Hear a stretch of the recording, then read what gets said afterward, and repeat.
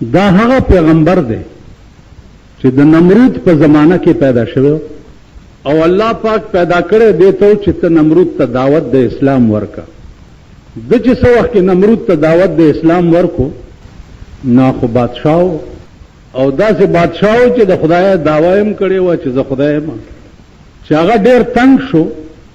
فیصله دا وکړه چې اور بل کوي چې دی پکې واچو، دی بل شان نه سمیږي. علامه ابن خلدون وایي چې هغه اور د پاره لرګي شپږ میاشتې را چلولي او بیا چې څه وخت کې تیلی ورته که نو بیا په شپږ میاشتې کې هغه انګار جوړ شوی دی په ټال کېنولو او فیصله دا وکړه چې ټال له به داسې ټېله ورکوي خو چې ټال د دې اور منځ ته شي نو پاس نه بیا په توره ووهئ چې پړی پرې شي. چې په ټال یې کېنولو څه وخت کې ټېله یې ورکړه او د اور دا منځ ته شو او توره باندې پړی کټ کړه او د اور په دې منځ کې دی پرېوت.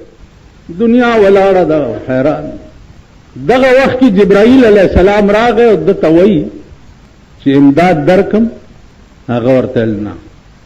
نمرود څوک دی چې ما په اور کې واچي، چې چا چولم او هغه په خوشحالي نو زه په اور کې خوشحالي. خو چې دا الفاظ څه وخت کې وایي فوراً هغه د شپږ میاشتو انګار ته حکم وشو چې یا نارو کونی بردم و سلاما، ای اوره یخ او سالم شه. هغه اور د شپږ میاشتو انګار چې هغه په ابراهیم علیه السلام گلزار جوړ شو. عزیزانو دا امتحان ته وګورئ او بیا د ابراهیم علیه السلام ایمان او حوصله ته وګورئ او بیا د خدای د مشفقانه نظر ته وګورئ. نو د امتحان په وخت کې سړی اله کامیابیږي چې صبر وکړي. نن تاسو مونږ عزیزانو دا د اسلام نوم چالو یا قرآن وایو یا رواجی غوندي خبرې دي او رواجی غوندي کارونه. که زمون ایمان پیدا شي په دې باندې چې دا څه خدای ویلي دي دا ټیک دي او داسې به کېږي چې څنګه خدای ویلي دي نو زمون به دا ایمان هم وی که نه چې واستعینوا بالصبر والصلاة. دا الله نه چې امداد غواړي نو په صبر سره غواړه او په منځونو نتیجه به سره وځي. ان الله مع الصابرین، الله د صابرانو ملګری. رسول الله صلی الله علیه وسلم ته تلقین نه وشوی چې واصبر علی ما یقولون، دا ستا قوم چې څه وایي په دې صبر کوه، غږ مه کوه. واهجرهم هجرا جمیلا، او پرېږده په پرېښودو نیکو سره، غږ مه کوه. زه پوهېږه او زما کار پوهېږه. بلغ ما انزل الیک من ربک، زه چې درته څه وایم هغه دې ته رسوه چې خدای داسې ویلي دي چې سبا یې ګیله نه وي چې زه پوه نه وم او زه خبر نه وم. باقي تختی به کوم خوا ځي به کوم خوا.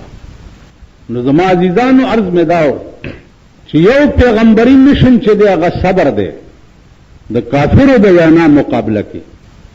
نن د صبر ماده مسلمان نه وتی ده، د صبر ماده پکې نشته. خبرې د پاسه به د مرۍ نه تانیسي، تماچه به در پسې راوباسي، ټوپک به در پسې راوباسي، خبرې د پاسه. مسلمانی دا زمون ټوکې دي که نه دي؟ داسې ګپ دی که نه دی؟ خدای یو څه ویلی دي چې ما ته په دنیا کې به وخت څنګه تیرې، بیا پیغمبري نظام درته ښودلی دی چې دا زما مقربین مخلوقو دوی وخت څنګه تیر کړی دی او ته وخت څنګه تیرې ځان نه دی بدماش ګوټی جوړ کړی دی، ډبنګی دی ځان نه جوړ کړی دی. ته څه یو دومره د دې کچې ګوتې په نیمه عمره د یو کارتوس جواب کولی شي چې د ډېر ځان ته داسې داسې کچ یو ټک شي په دې ځای باندې بیا همغه سړی ګوره نه خوله یو خوا ځي سترګې بل خوا ځي، په اخبار کې فوټو راشي چینګه. داسې بني آدم. نو عزیزانو موږ کې انسانیت نشته، نه بني آدم یو. قسم په خدای دی چې 300 کاله وشو د رحمان بابا او 300 کاله مخکې دا بنی آدم داسې په حالت چې که ظاهر مې د سړو بیزې سکړما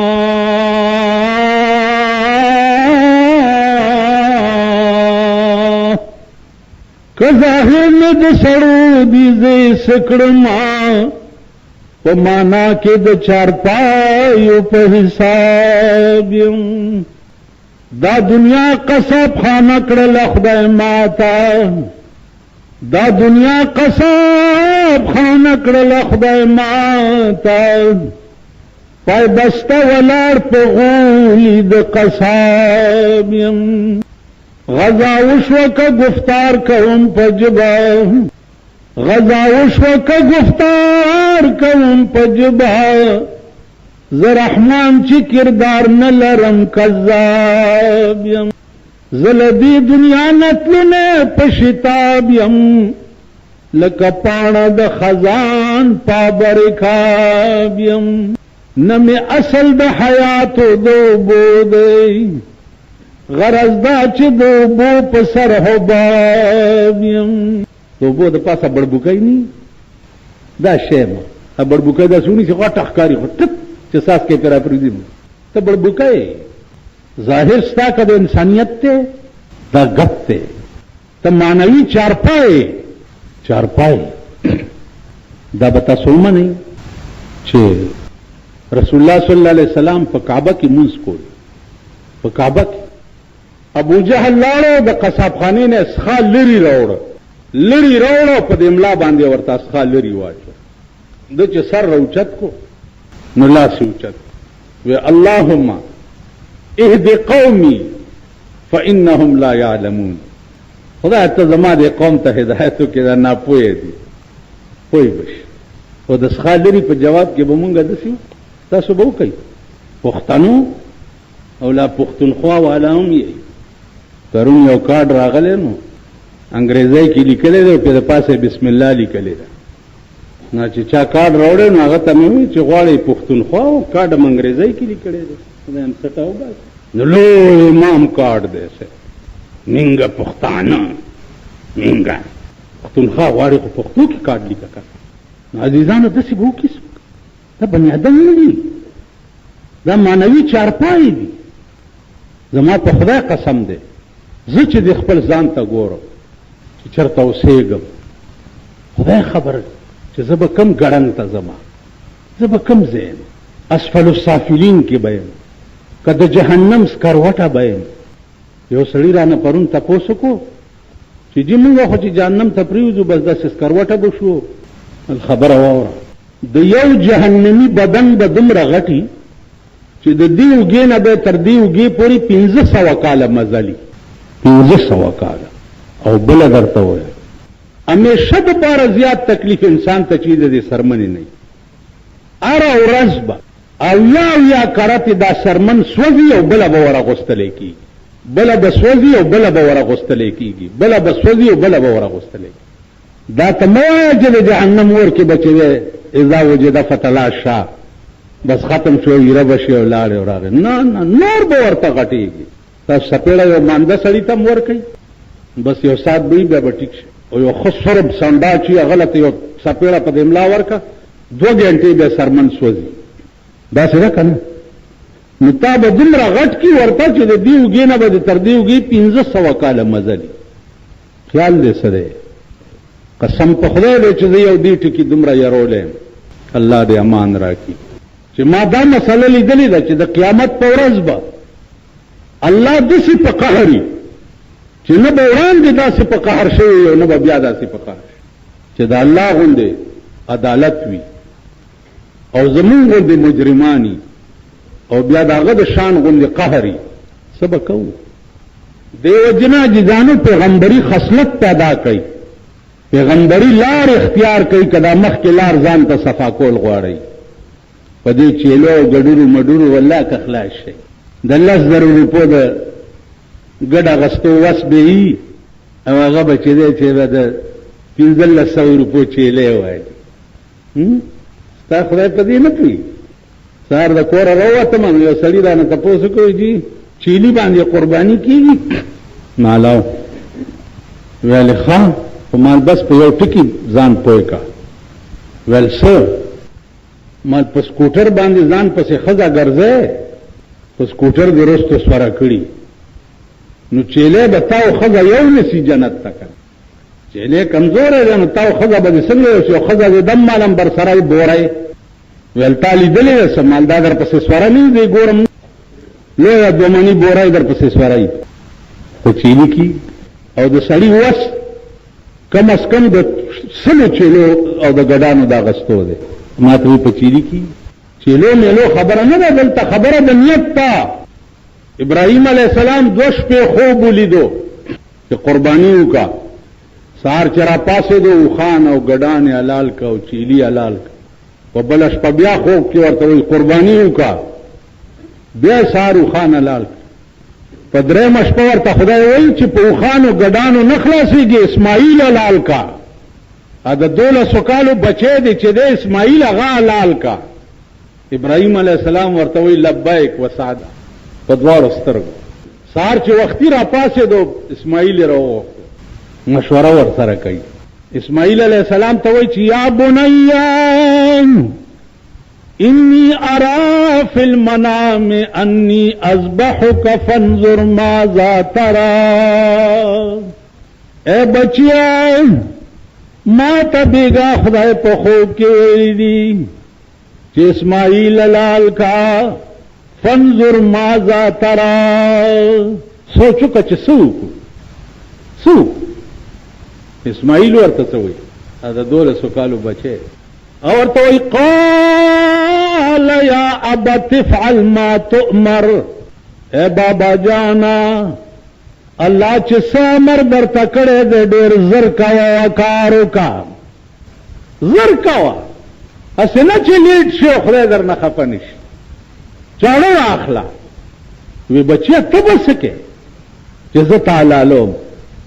نو دې ورته وي ستجدنی ان شاء الله من الصابرین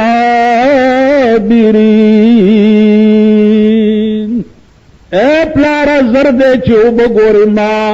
چې تمالاله نو زبستا د چړې لاندې صبر کوم وای په ایمان وبوي داسې بچا بچا دا زمون بچي بده سی وای مونږ ته نستاسو نراله بچي چې دي دا به وي نو مولا بچی به وي د پیر صاحب صاحب حق صاحب به وي د پیرانو بچو ته تاسو صاحب حق صاحب وای یا ورته صاحب زاده صاحب وای سړی تمه ما چې دا لکه دې ته صاحب زاده صاحب وای وې د نیکانو اولاد دي د نیکان مالمون د بدانو اولاد یوسف ویل مالمون د پیغمبر اولاد یو آدم علیہ السلام پیغمبر ہو کنو مونږ هغه اولاد نو مونږ ته پیغمبر زاده صاحب وایا نیکان ډیر نه دی او که پیغمبر ډیر لوی دلته یو عجیب رسم او نظام جوړ دی سه میا صاحب امیا پرنا ورته په خروس وریږي تیر ورځو کې یو سړی راغلی ما ته زه د ګردی غوث مسیح ما تا دا ګوډي خوږي دا درته دمومه ملدم کړه هغه چې دم کړم نور زیات شوم خدای ته ګوره قرآن اوسو ګوره چې ته په مشرانو نازېږي قرآن څه وایي وإذا نفخ في الصور فلا أنساب بينهم ولا هم يتساءلون اسرافیل چې پشپېلای کې आवाज وکي او دنیا ټول خفنا شي نو فلا انصاب بینهم اس نسب کارآمد نه اس ولا يتساءلون او نه به د نسب پوښتنه کیږي چې ته د چا زوی پوښتنه به دا کیږي چې تاسو کړی تاسو خیال راغی بنده عشق شدی ترک نسب کن جامی مولانا عبدالرحمن جامی صاحب وی بند عشق شدی ترک نسب کن جامی کہ دری راہ فلاں ابن فلاں چیزیں نیست چې د عشق بنده شوی نسب پریږده په دې لار کې پلانې زوی د پلانی دایت شي نه دی خبر استا ده تاسو کړی ابراهیم علیه السلام کور تراغه مور ته بیبي هاجره ته خدای ستا د زوی قرباني غوښته ده. بیبي هاجره ورته وایي زه زما د زوی قرباني الله کروڑها شکرونه دي ستا بارګاه. لار ورته وایي زر پاک کا او جامې ور واغونده سر ورته غوړ کا. مور لګیا ده د لوی اختر ورځ ده. نور بیندې لګیا دي بچی تیاری د اختر د میلو د خوشحالو د پاره. بیبي هاجره لګیا ده بچی تیاری د حلالو د پاره. واز هاجره غوندې ښځه به هم پیدا کړي. زه خو ځکه وایم چې په پاکستان کې تصور د انسانیت هم ورک شو او په پاکستان کې تصور د ښځو هم ورک شو. دا زه چې کله وایم چې الله دې په دې چرګو مرض راولي دا دروغ نه دي. سره د حکومته اوس چې کوم امیر المؤمنین په مونږ ناست دی منډیټ صاحب دا بلدیاتي الیکشنو کې د ښځو سیټونه ډبل کړل. یعنی په کمیټای کې د کارپوریشن ووټونه بچی کیږي ښځو سیټونه چې لسونو شلې کړل چې شل ښځې به ودرېږي او دا قوم به ولا ووټ ورکوي او ښځه به زمونږ د کارپوریشن ممبر وي. څومره لک په داسې ملک څومره لک په داسې ملک څومره لک په داسې قوم چې داسې خلقو ته ووټونه ورکوي. خبره شوې نه وه چې یو هلهلي جوړ شو. عزیزانو تاسو که د ښې ورځې مخ ولیدو نو دا د جمعې ورځ یاده لرئ که مړم په قبر مې متیازې ښه ورځ به نه ګورئ چې تاسو د دې ذلیلو د هر غلط پروګرام خیره مقدم کوئ. ښځې څه ضرورت دی او په کمیټۍ کې د کارپوریشن د ممبرۍ څه ضرورت دی؟ دومره ازادي لکه په پاکستان کې ښځو ایران یې ټلته کړو لکه د شاهنشاه ایران په وخت د ظاهر شاه په وخت کې چې کابل کې کوم حالو د ښځو هغه یې ټلته کړو. نن د ځمکې د پاسه پاکستان چې دی هغه په ټاپ باندې د ښځو په ازادۍ کې یعنې تاسو دا ګیرې باندې داسې پرده وتړئ پټی مټی پې وتړئ یا لرې کوي ورکې کوي دا واښه ماښه په مخ هم پرېښي دي لرې کوئ پټی وتړئ او ځان مان برابر کړي یو ټیکسي موټر ونیسئ او د شپې په صدر کې په دې سړکونو یو چکر ووهئ. هر قسم ګډه دی چې په کار یې درته به میلاو شي.